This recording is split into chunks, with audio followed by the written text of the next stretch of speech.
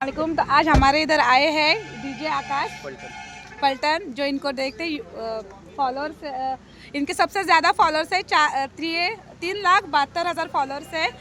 दादा तर त्या दिवशी पण आला होता तुम्ही?